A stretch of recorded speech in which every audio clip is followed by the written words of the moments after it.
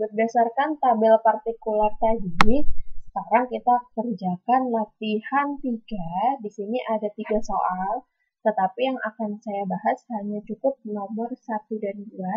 Untuk nomor 3 nanti silakan dikerjakan sendiri.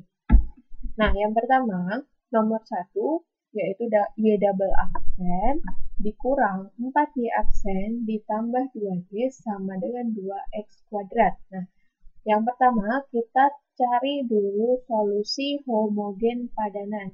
Dari bentuk soal nomor 1, tetapi fx-nya kita buat jadi 0 dulu.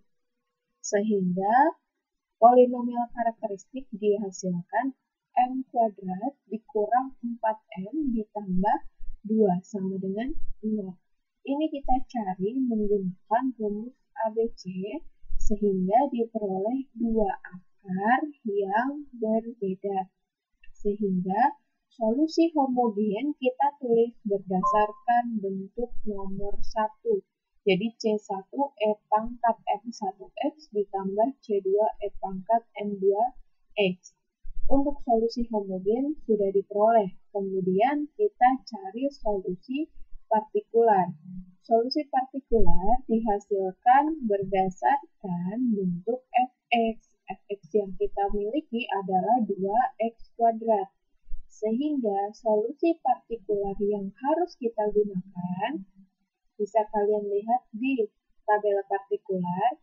Ini bentuknya polinomial berderajat 2, sehingga solusi partikular juga harus polinomial berderajat 2, yaitu bentuk umumnya ax kuadrat plus bx plus c.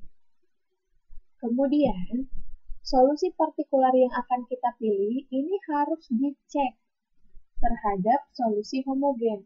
Apakah ada kesamaan atau tidak? Kalau misal tidak ada kesamaan seperti yang kita miliki sekarang, berarti solusi partikular ini boleh digunakan. Kalau boleh, berarti langsung kita cari turunannya sesuai dengan soal. Jadi di soal di sini butuh sampai turunan kedua. Jadi kita turunkan Y aksennya menjadi 2AX ditambah B. Kemudian Y double aksen menjadi 2AX. Lalu kita substitusi ke soal yang ada, yaitu Y double aksen 2A dikurang 4 kali Y aksen, sekian, ditambah 2 kali Y. Jadi, sekian, sama dengan 2X kuadrat.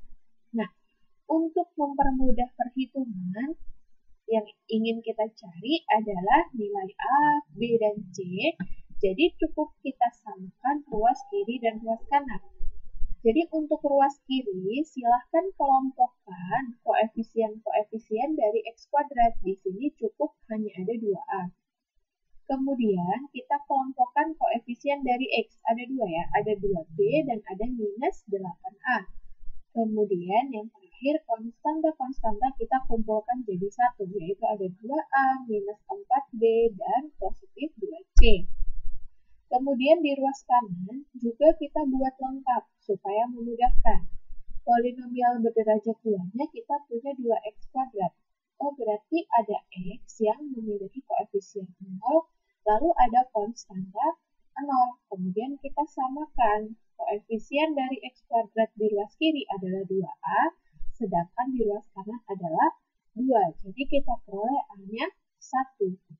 Kemudian, koefisien dari x di ruas kiri adalah minus 8a plus 2b, sedangkan koefisien x di ruas kanan adalah 0.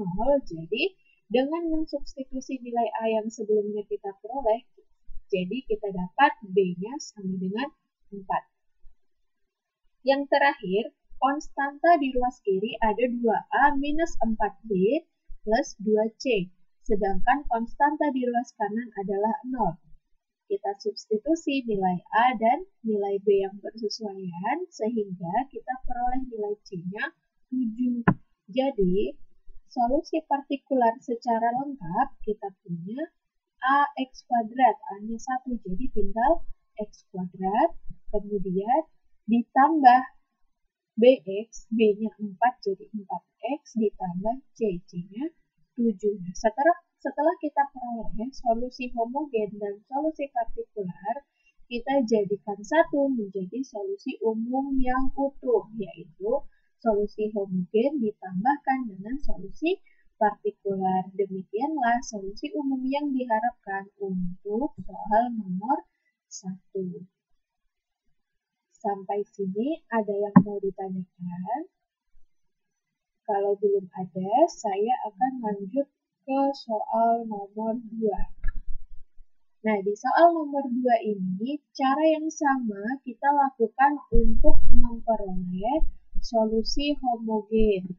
Jadi, kita peroleh solusi homogennya berdasarkan bentuk nomor 1 sekian, lalu kemudian solusi partikular. Nah, untuk solusi partikular, saya ingatkan lagi, perhatikan bentuk fx-nya, yaitu 10 sin 2x. Ternyata bentuknya trigonometri sin. Nah, trigonometri sin berdasarkan tabel partikular, bentuk solusi partikular yang diharapkan yaitu terdiri dari penjumlahan trigonometri cos dan trigonometri sin. Untuk sudutnya sama-sama 2x. Kemudian koefisiennya yang belum sama, yaitu masih A dan B. Berdasarkan bentuk solusi partikular ini, adakah kesamaan dengan solusi homogen? Kalau tidak ada, berarti boleh digunakan. Selanjutnya, kita cari turunan pertama dan turunan kedua dari solusi partikular. Kalau sudah, substitusi ke dalam soalnya. Lalu samakan koefisien di ruas kiri dan di ruas kanan. Sehingga kita peroleh nilai A-nya 15/7 dan B minus 5/7. Setelah itu, solusi partikular yang kita miliki adalah 15/7 cos 2x minus 5/7 sin 2x. Setelah itu, kita gabungkan solusi homogen dan solusi partikular ke dalam satu solusi umum yang utuh. Jadi berikut solusi umum yang diharapkan oleh soal nomor 2. Sampai sini kalau ada pertanyaan silahkan, kalau belum saya lanjut ke sudut berikutnya.